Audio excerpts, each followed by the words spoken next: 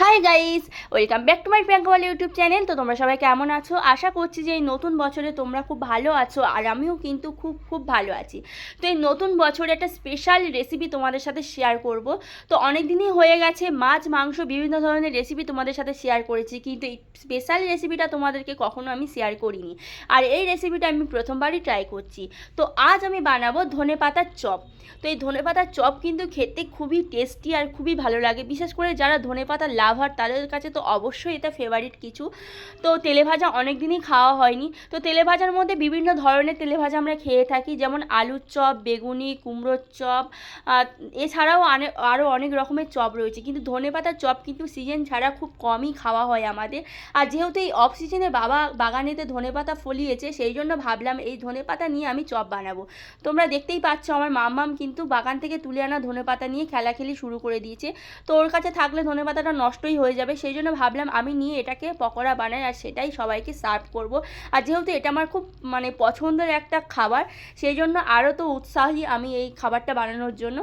আর এখানে দেখো ধনেপাতাটাকে আমি সুন্দর করে জলে ধুয়ে নিয়েছি, কারণ এতে প্রচুর পরিমাণে বালি কাঁকড় থাকে, যাতে পরিষ্কার করে ধোয়া যায় সেই জন্য আমি জলে ভিজিয়ে সুন্দর করে ধুয়ে গামলার মধ্যে তুলে রেখেছি। আর এখানে দেখো আমি ব্যাটারটা তৈরি করার জন্য নিয়ে নিলাম 3-4 চামচ মতো বেসন, আর তার মধ্যে 2 চামচ পরিমাণ দিয়ে দেবো চালের গুঁড়ো। যে কোনো পকোড়ার মধ্যে কিন্তু চালের গুঁড়ো দিলে কিন্তু পকোড়াটা মুচমুচে ভাব হয় আর খেতে কিন্তু জাস্ট দারুণ লাগে।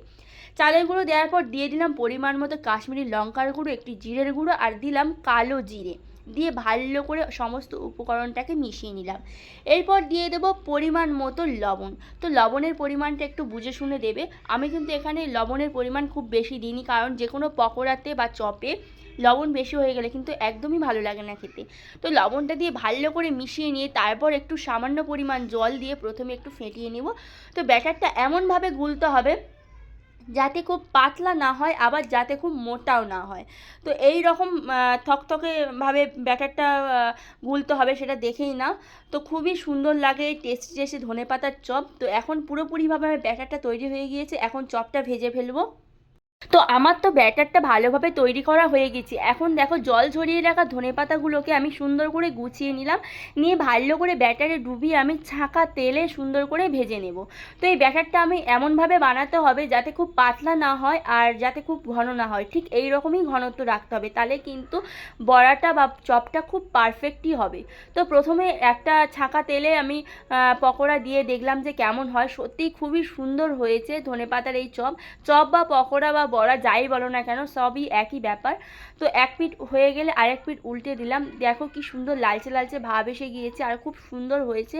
তো এটা প্রথমবার ট্রাই করছি, জানি না দেখতে তো ভালো হয়েছে, খেতে কেমন হবে খাওয়ার সময় বোঝা যাবে কেমন হয়েছে। তো একটা তুলে নেওয়ার পর আরও অনেকগুলো বানাতে হবে, যেহেতু আমাদের বাড়িতে অনেকজন সদস্য সেই জন্য কিন্তু অনেকটা পরিমাণই এই চপ বানাতে হবে। তো আবারও আমি সেমভাবে ব্যাটারে ধনেপাতাটাকে ভালো করে চুবিয়ে নিয়ে কিন্তু আবারও ছাঁকা তেলে ভালো করে ভেজে নেব।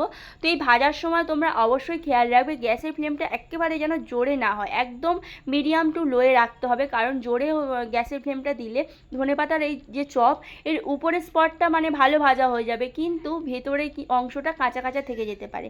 সেই জন্য একটু গ্যাসের ফ্লেমটা কম রেখে সুন্দর করে ভেজে ফেলতে হবে, যাতে খুব সুন্দর ক্রিস্পি হয় আর খেতে জাস্ট দারুণ লাগে।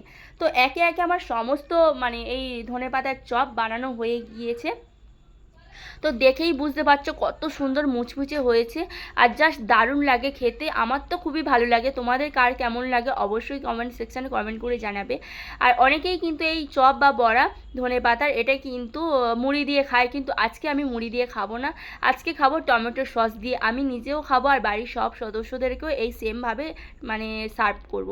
তো এখানে দেখো টমেটো সস দিয়ে ধনেপাতার চপ আমার জাস্ট দারুণ লাগে, দেখেই খেতে ইচ্ছা করছিল। তো বনু বললে তুই বানিয়েছিস, তুই আগে কর, আগে খেয়ে নে। তো যাই হোক, খেয়ে দেখি যে কেমন হয়েছে। সত্যিই ভাবার মতো না, এত দুর্দান্ত হয়েছে। এই প্রথমবার ট্রাই করেছি যে এত সুন্দর ধনেপাতার চপটা হবে, সেটা আমি ভাবতেই পারিনি। ভাবছিলাম যে প্রথমবার ট্রাই করছি কেমন হবে, সেটাই নিয়ে খুব চিন্তায় ছিলাম। সত্যি আমার কষ্টটা সার্থক হয়েছে।